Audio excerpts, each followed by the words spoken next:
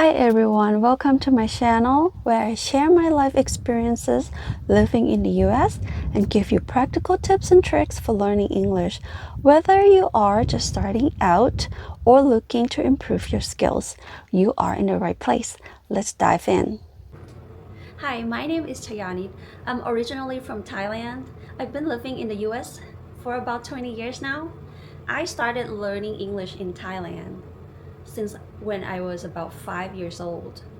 So you would think when I moved here to the States, I would have no problem communicating in English, speaking English, understanding English, right? Wrong. When I arrived, I couldn't understand half of the words people were saying to me. It was embarrassing. I thought my English was solid, but clearly something was off.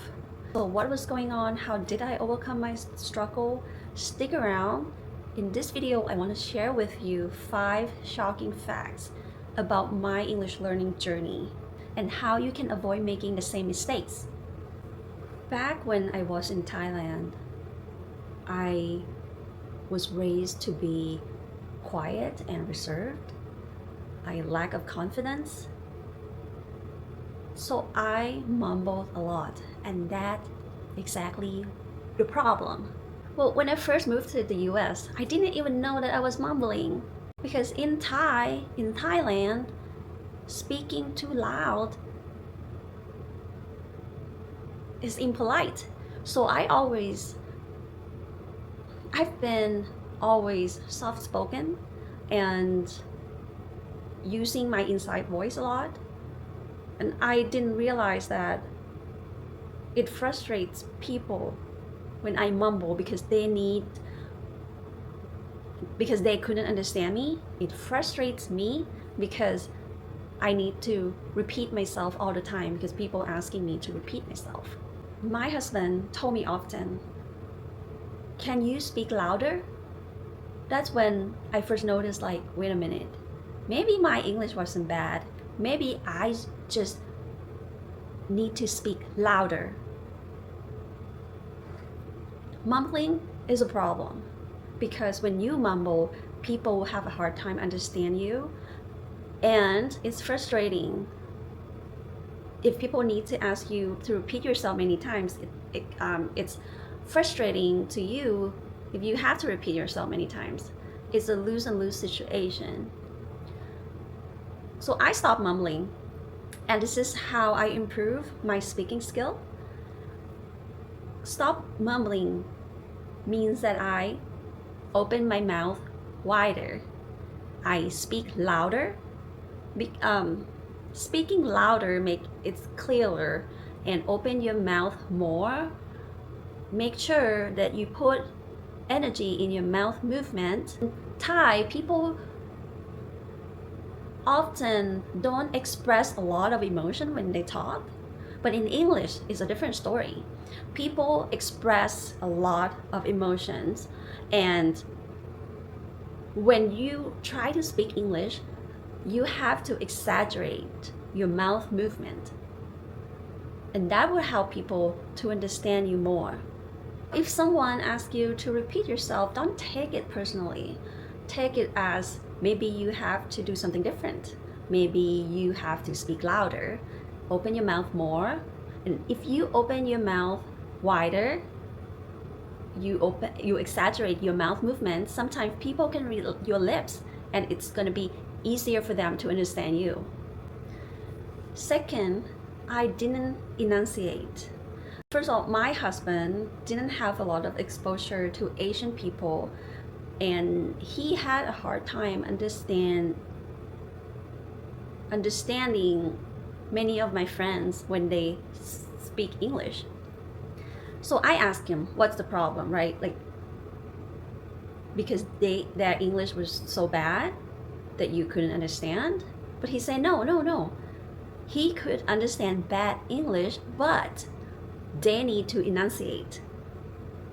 For me and many Thai language learners, many Thai people would have a hard time pronouncing the ending consonants. It takes a lot of energy to pronounce the ending sounds. It takes a lot of energy to pronounce L, R, S, F because we're not used to it. The mouth movement is different than our native language, but we need to get used to it because those sounds are important. There's one time when I first got here, I wanted to, corn is my favorite vegetable, so I told my friend that I wanted to eat corn, but I said I wanted to eat corn. Can I have some corn, please? My friend was so confused, and I tried to say it many times, corn, and she had no idea what I wanted to eat, just because I didn't pronounce R in the word. And there was this embarrassing moment when my in-law was talking to me. I want to watch TV. Look at me like, what? The TV was dirty that you need to wash it? You know? Because instead of saying watch, I said wash. It means like wash clothes, like washing your clothes, washing your car. So that's why I say it's important. It's these little details that makes difference, and you can practice by making your tongue more flexible by doing tongue twister, and just be aware that you need to move your mouth more and exaggerate words you are saying. The third one is I speak so quick. I speak too quickly when I get nervous. Like, I need to remind myself all the time, talking in front of camera, I get a little bit nervous and I tend to speed up. But if I talk so fast, it's going to be hard for the other person or other people to understand me. I am an introvert. That happens a lot. I don't like talking to people that much. So every time I need to talk to people, I'll get nervous, and it's worse when I have to speak English with native speakers. And I think this happened to many people because when you get nervous, you tend to want to rush things. So you want to get out of the situation, you want to finish fast, but talking fast can cause mumble. So when you speak English, when you get nervous, try to remind yourself to calm down and pause when you need to. Make sure that you speak slow enough that you don't miss any ending consonants. You pronounce the ending consonants.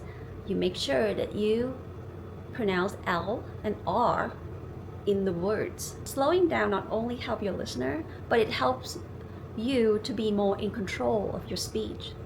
A good pace will help you sound more confident and clear. Number 4, I was afraid of making mistakes. Growing up in Thailand, we care a lot about how other people think of us. I cared a lot about how people would think of me, how people would see me. I don't want to feel embarrassed. So I didn't want to make any mistakes. But the more I didn't want to make any mistakes, the more I made mistakes, because fear of making mistakes make me nervous. And when I get nervous, I make mistakes. So it's like a cycle that we need to stop. But mistakes are just part of the learning process. We need to realize that everyone makes mistakes. Nobody is perfect. And fear of making mistakes are just gonna hold you back from improving your English. Back when I was afraid of making mistakes, I tried to avoid speaking English with my in-law because I didn't want to embarrass myself in front of them. My husband was so sad. He thought that I didn't like his family. Why didn't you talk to my family? And it was just because I didn't want to make mistakes. I didn't want to embarrass myself in front of them. But see, they all rooted for me. Nobody wanted me to fail. Nobody cared if I make mistakes. They just wanted to talk to me. And I missed the opportunity to improve my English just because I was afraid to make mistakes. And now when I got rid of my fear of making mistakes, I talk to them all the time. I learn a lot of things from them, and it was like night and day. And number 5 is you need to improve your listening skill.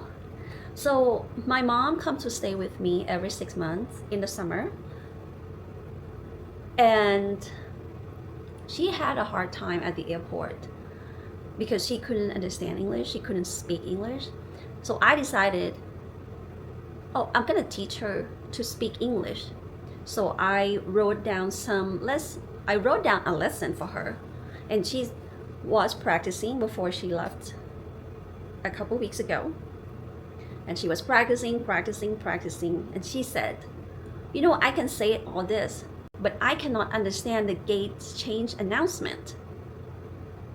So it turned out that yes, she can speak English now, but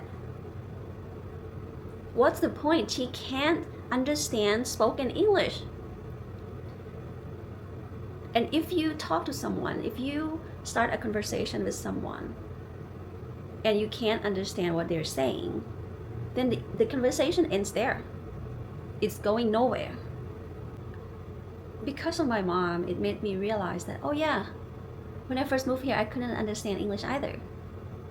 When I first moved to the US, I couldn't understand half of the words people were saying to me, and it was so frustrating.